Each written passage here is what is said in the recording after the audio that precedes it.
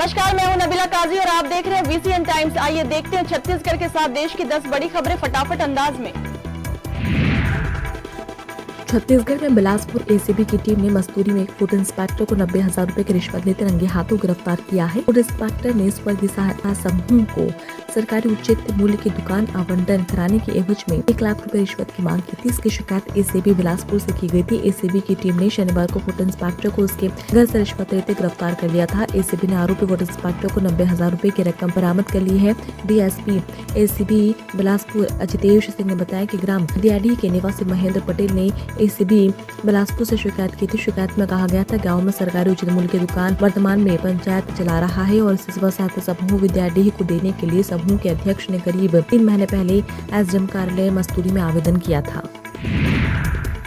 छत्तीसगढ़ की राजधानी रायपुर में कमिश्नरेट सिस्टम लागू होने के बाद से जहां एक तरफ अपराधियों और अवैध नशे के कारोबारियों के खिलाफ पुलिस लगातार कार्रवाई कर रही है, वहीं दूसरी तरफ ऐसे कई अपराधी हैं जो पुलिस की कार्रवाई के बाद भी अपराध करने में लगे हुए हैं। इसी कड़ी में एक बार फिर रायपुर में चाकूबाजी हुई है। 3 नाबालिगों ने मिलकर इसने एक नाबालिग पर चाकू से वार कर दिया है। इस चाकूबाजी में एक नाबालिग गंभीर रूप से घायल हो गई है। घायल नाबालिग को इलाज के लिए अस्पताल में भर्ती कराया गया है। चाकूबाजी की वारदात रायपुर के राजेंद्र नगर स्थित सत बहनिया मंदिर के पास हुई है। दंतेवाड़ा जिले के किरंदुल बचोली मार्ग पर एक युवक ने स्कूटी के हैंडल पर रखकर खतरनाक स्टंटबाजी की है। इस दौरान पैर से ही हैंडल को संभालते हुए युवक स्पीड में गाड़ी चला रहा था। राहगीरों ने इसका वीडियो बना लिया जो अब सोशल मीडिया पर वायरल हो रहा है। मामला बचोली थाना क्षेत्र का है। वीडियो हाल फिलहाल का बताया जा रहा है। वायरल होने के बाद पुलिस ने कार्रवाई करते हुए युवक की गाड़ी का 5,000 का चालान काटा है और जेल भेज दिया है। साथ ही अन्य युवकों को ऐसा स्टंट न करने की समझाइश दी गई है।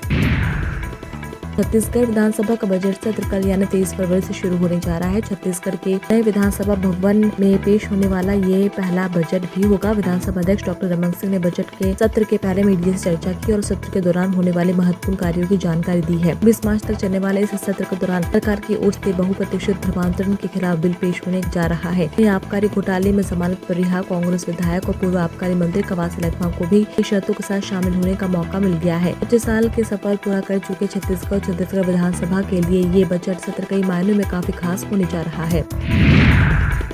राजधानी रायपुर में भाजपा में कार्यकर्ता शनिवार को कांग्रेस दफ्तर का घेराव करने निकले, जहां पुलिस ने नगर चौक के पास ही टीन शर्ट लगाकर कार्यकर्ताओं को आगे बढ़ने से रोक दिया है। वहीं राज्य भवन के पीछे रास्ते से घेराव करने की कोशिश में घुसे कार्यकर्ताओं को कांग्रेस नेता ने फटकार लगाई है। इस दौरान शंकर नगर चौक में आधे घंटे यातायात प्रभावित रहा था। बता दें कि दिल्ली में आयोजित एआई समिट में कांग्रेस के प्रदर्शन का बीजेवाईएम कार्यकर्ताओं ने विरोध किया था। उन्होंने यूथ कांग्रेस कार्यकर्ताओं को टी शर्ट उतार कर प्रदर्शन को गलत बताते हुए ये सांकेतिक धरना आयोजित किया था। कार्यकर्ताओं का कहना है कि कांग्रेस हमेशा भारत देश की ख्याति को नुकसान पहुंचाती है, ये शर्मनाक है।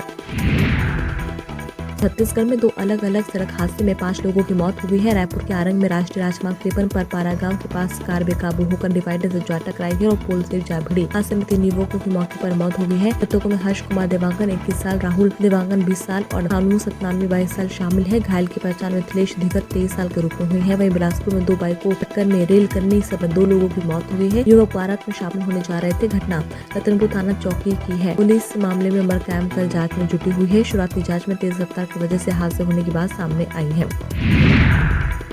छत्तीसगढ़ में मतदाता सूची के विशेष संशोधित पुनरीक्षण के आज अंतिम मतदाता सूची का प्रकाशन किया जा चुका है। छत्तीसगढ़ में मतदाता सूची के विशेष पुनरीक्षण के बाद बड़ी संख्या में नाम काटने के आंकड़े सामने आए हैं। जारी फाइनल सूची के अनुसार प्रदेश में पहले फेज में 2,12,30,714 मतदाता दर्ज थे, जो अब घटकर 1,87,70,000 हो गए हैं, यानी 25 लाख नाम सूची से हटे हैं।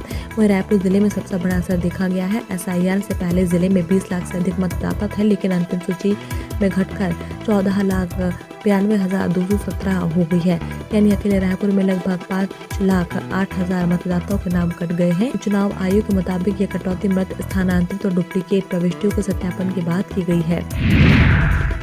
छत्तीसगढ़ शराब घोटाला मामले में जेल से रिहा होने के बाद मंत्री कवासी लखमा को विधानसभा के बजट सत्र में हिस्सा लेने की अनुमति मिल गई है। हाईकोर्ट से अंतरिम जमानत मिलने के बाद विधानसभा अध्यक्ष डॉक्टर रमन सिंह ने कुछ शर्तों के आधार पर उन्हें सदन में कार्यवाही में शामिल होने की अनुमति दी है। विधानसभा अध्यक्ष ने शुक्रवार को प्रेस कॉन्फ्रेंस कर इसकी औपचारिक जानकारी दी और स्पष्ट किया है कि अनुमति न्यायालय द्वारा दी गई है। अंतरिम जमानत तो विधानसभा के प्रक्रियात्मक शर्तों के अनुरूप दी गई है। इसके साथ रमन सिंह ने सत्र की पूरी जानकारी दी है। शराब घोटाले से जुड़े मामले में पूर्व मंत्री कवासी लखमा की 15 जनवरी 2025 को गिरफ्तारी हुई थी। करीब 1 साल तक जेल में रहने के दौरान वे विधानसभा की कार्यवाही का हिस्सा न ले सके थे। बिलासपुर में सराफा व्यापारियों से लगातार हो रही लूट घटनाओं पर पुलिस महानिदेशक अरुण देव गौतम ने सख्त रुख अपनाया है। उन्होंने बिलासपुर में पुलिस अधिकारियों की एक उच्च स्तरीय बैठक ली, जिसमें सीपत राजकिशोर नगर लूटकांड विस्तृत जानकारी ली गई है। डीजीपी ने भविष्य में ऐसी वारदातों की पुनरावृत्ति रोकने के लिए गश्त और चेकिंग बढ़ाने पर जोर दिया है। डीजीपी ने सराफा दुकानों, बैंकों और होटल लॉज की सख्त निगरानी के आदेश दिए हैं। इसके साथ ही उन्होंने नाकेबंदी को मजबूत करने और FIR निगरानी के भी निर्देश दिए हैं। इस बैठक में पुलिस महानिरीक्षक राम गोपाल गर्ग सहित राजपत्रित अधिकारी भी मौजूद थे। छत्तीसगढ़ के सूरजपुर जिले के ग्राम सरहरी में पति ने कई माह से मायके में रह रही पत्नी और साली के साथ एक बच्ची पर हथौड़े से जानलेवा हमला कर दिया था।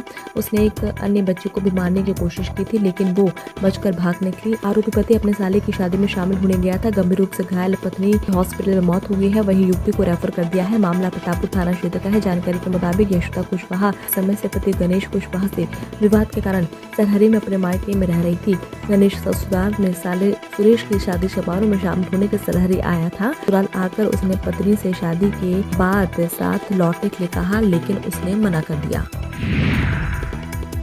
फटाफट खबरों में फिलहाल इतना ही। जल्द हाजिर होते हैं नई खबरों के साथ। नमस्कार।